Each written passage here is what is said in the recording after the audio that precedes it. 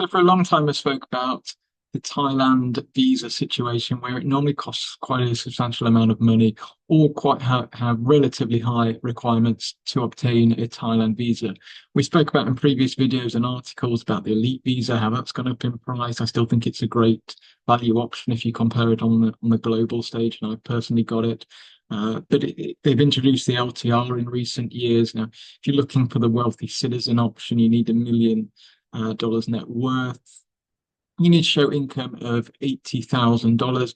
The caveat is that you've got to also have a property or invest in Thai bonds of the value of around $500,000. Now, that I think is a bit too steep. If they just had to have it in a bank account or a Thai bank account, wouldn't be too much of an issue of a lesser amount. But for me, I think the LTR and the elite visa, they're quite high the mark. This new visa that they've introduced, the Thailand Digital Nomad Visa, maybe an option for those that are looking to kind of dip their toes in the water in Thailand or may want to stay here a long time with little requirements and looking to obtain the kind of long-term visa residency or Thai elite in the future. So we're going to go over a bit of the logistics of what is the digital nomad visa, what are the requirements, the financial requirements and costs of getting it, and some of the logistics, because there's a lot of myths going online. I have spoken to a few lawyers about this and they have given me some clarification, but with anything, I would advise you to do your own research and get in touch with a immigration lawyer if you are looking to go through this process.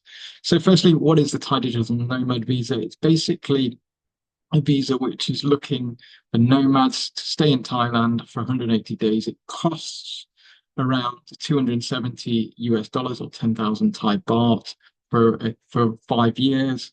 And you can extend this stay 2 times in 180 days. So for example, you can stay in Thailand for 180 days. Then you have to go to Chiang Watana, which Thai lawyers explained to me, you pay the kind of 1,900 baht fee for staying in Thailand, and then you're allowed to stay in Thailand for another 180 days. So effectively, you can stay in it for a year. After that time period, you then have to look to get out of Thailand, and then it kind of restarts again. You can actually do this every year, put it once a year. So effectively, as long as you're going out every year of the country, you can stay in Thailand for 5 years. Now, there's no limits on how often you can come in and out of Thailand.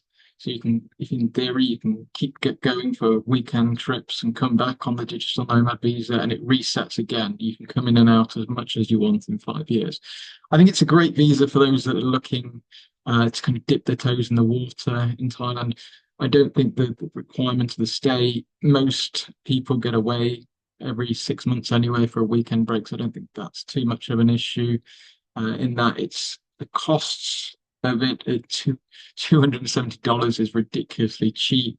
And the financial requirements are 500,000 Thai baht, so around 13,600 US dollars in a bank account. It doesn't necessarily have to be a Thai bank account, it can be an international one. And also, the immigration lawyer stated that you have to show contracts or a work contract, or if you're freelance contracts of payments going into a bank account. This is something that seems a bit kind of unknown and seems kind of at the jurisdiction of what how they interpret it. But I guess as long as you can show contracts coming into your bank account or a work contract, they seem to be relatively okay with it.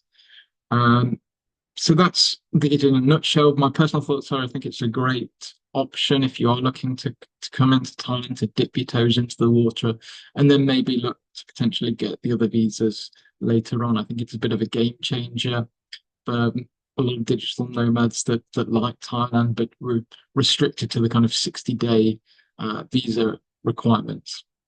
If you've got any questions, I'm happy to pass you on to the lawyers that I spoke to about this as they go into more detail and know a lot more about this than what I do. Hope you found this useful. If you have got any questions, feel free to email me also at info@investmentforexpats.com.